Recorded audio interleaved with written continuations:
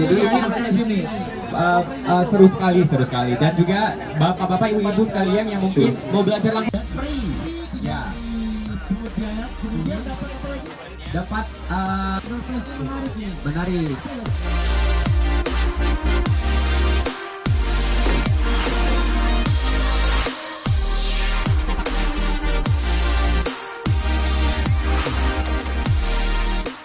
Bagi penasaran. Ya, supaya kita bisa mendapatkan nanti.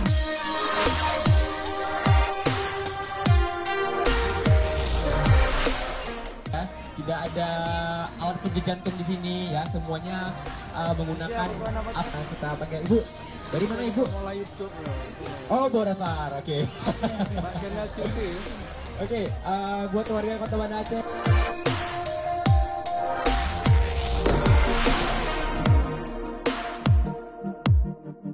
Ya, karena pada saat terjadi gawat darurat ini, itu tidak bisa di depan orang yang sakit. Ah, itulah yang ya harus langsung ya. Jadi ibu-ibu nih pusing nih, tiba-tiba di rumah ada anak kejang tuh, tiba-tiba loh kok berhenti napasnya. Ya, apa yang terjadi? Nah, belajar di sini ya.